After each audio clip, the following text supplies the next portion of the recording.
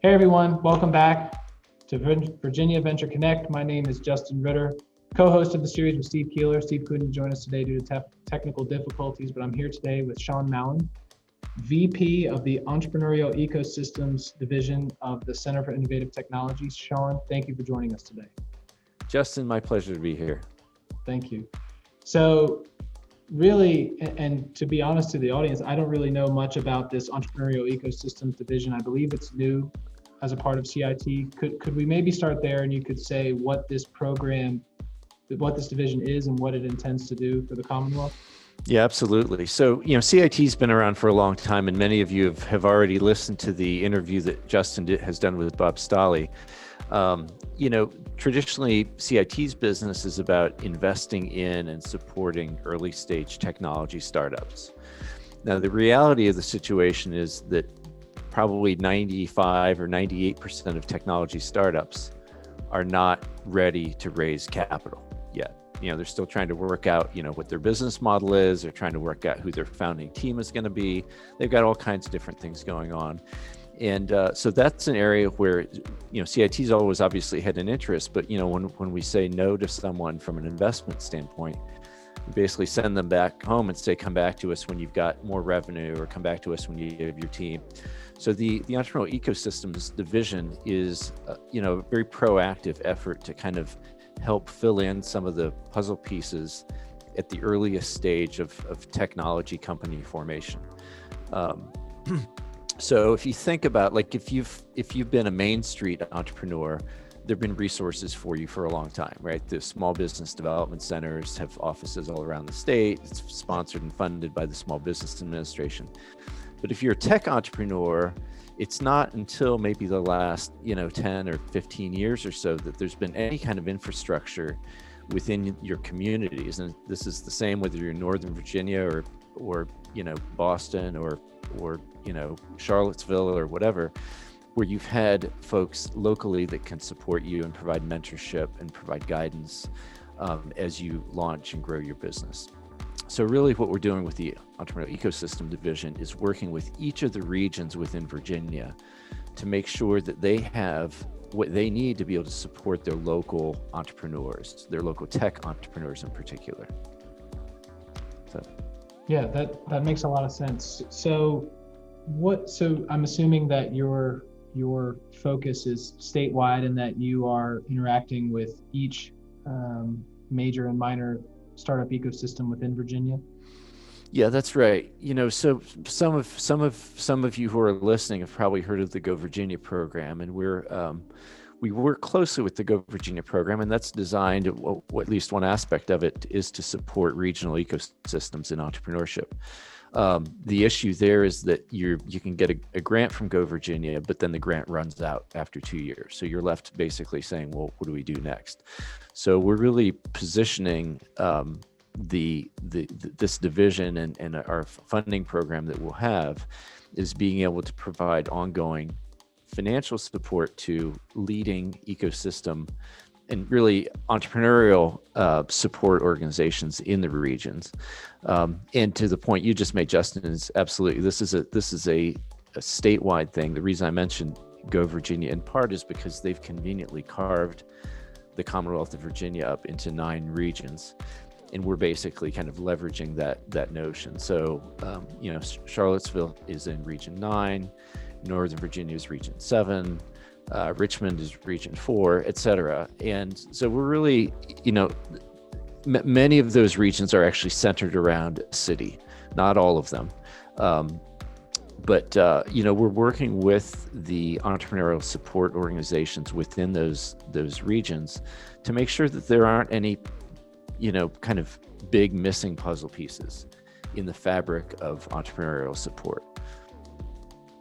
And just for folks that perhaps don't really have a good sense of the emerging trends, the emerging industries within these regions, do you have any insights on what emerging trends you're seeing within some of these regions? Yeah, and there's a huge, don't have to tell people that there's a huge diversity. There's some areas I would say, Charlottesville and Richmond are known for their kind of biotech capabilities. Northern Virginia is all about kind of government contracting and cybersecurity, and Hampton Roads has a huge and kind of incumbent maritime strength. Southwest Virginia tends to be more, economies that used to be dependent on coal and tobacco and things like that are emerging as, focused on tourism and other things along those lines.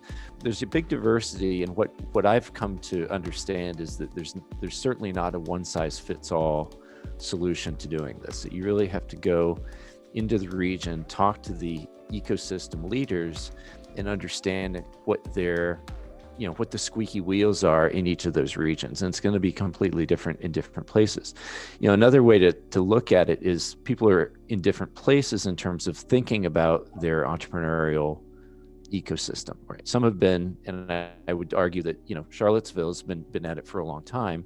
You've got a very robust understanding of what the kind of supply and demand is for these different types of services. And then there are other regions that are just, for different reasons, are just now kind of saying, like, what do we need to do to really be supportive of our entrepreneurial communities? So I don't think there's certainly not one pattern that fits all. And, even in places that are not known for cybersecurity, you have cybersecurity entrepreneurs, right? Even in places where you think it's all about tech, you have people that are not doing tech. So it's hard to divide the state up into, this region does this and that region does that. It's a little bit of everything everywhere, with the acknowledgement that certain regions have strengths over others. Thank you for that. And being the vice president of the new CIT Entrepreneurial Ecosystems Division, what areas in particular, and maybe even what regions, are you focused on in particular for the future? Well, I think one thing to keep in mind, and so there's you've heard of like accelerator programs, and David Tuvey in Charlottesville runs the Catalyst program, and there are a number of other similar programs like that happen to sit, their brick and mortar home is in Richmond or Norfolk or something like that, but they have a statewide, and in fact even beyond the state, net that they're casting.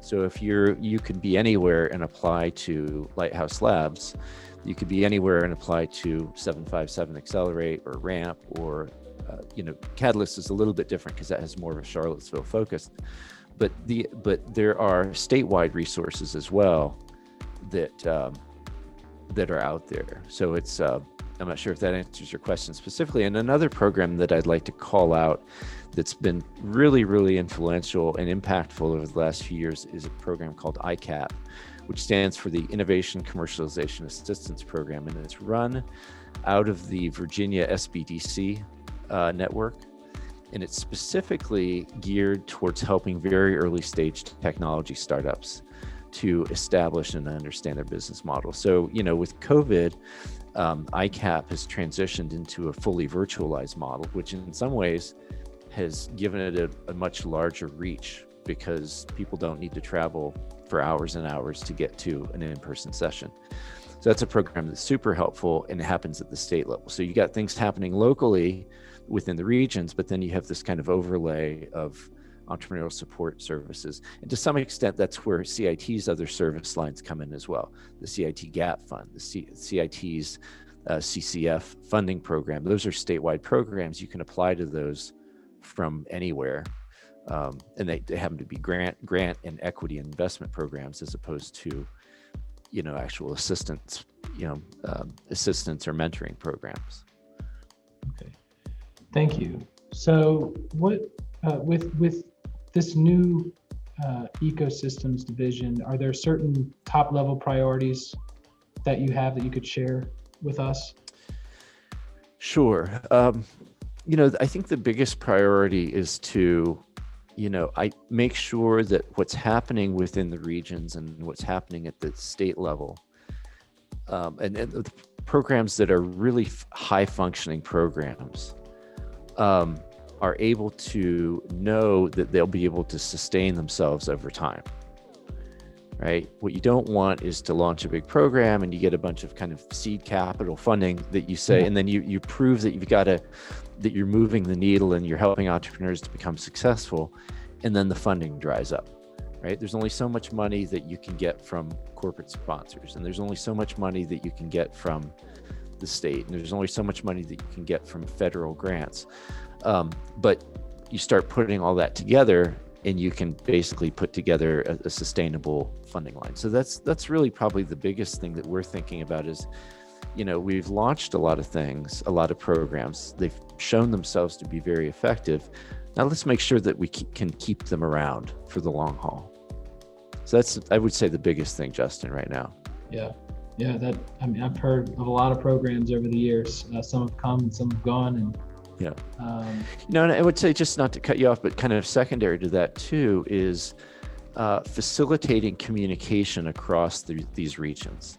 So if something's happening in Shenandoah Valley that's really innovative and it's really knocking people's socks off in terms of being effective, working to spread the word, let other people know that certain new models are working. Now, again, it's not a cookie cutter. Just because something works in Shenandoah Valley doesn't mean it's going to work in Southwest Virginia and Roanoke or whatever. But it could, and we can help to spread that. And I agree with that. Anecdotally, from my own experience, one of the unintended positive consequences due to this pandemic, there have been a lot of events that were live that have gone virtual that I've attended from here in Charlottesville, that are in Richmond or Stanton or Tidewater, that I would not have otherwise participated in due to not wanting to spend the windshield time trying to get there and back. Right. And I've grown a lot just from having that accessibility. And I hope that once we all go back to the way things were, hopefully sooner than later, that those opportunities are still around. So I totally hear you on that. Yeah, ironically, in some ways, it's actually brought us closer to one another. Yeah. And I'll just point out, and this, I'm sure this will come up in maybe a later discussion, but my CIT colleague Jen O'Daniel has been organizing these every other Fridays, like coffee with CIT gap funds. I don't know if you've done those, but it's, hundreds of people come to those every day. And it wouldn't have been hundreds of people showing up on a Friday morning at 9:00 if they'd all had to drive to, Richmond or Reston or whatever. Right. But this way, and, the format is such that people can, share their thoughts and talk about their business and things like that. So it's, there's been some meaningful silver linings with this COVID thing. I wouldn't wish it on anybody, but there've been some silver linings nonetheless. Yeah, well, very true.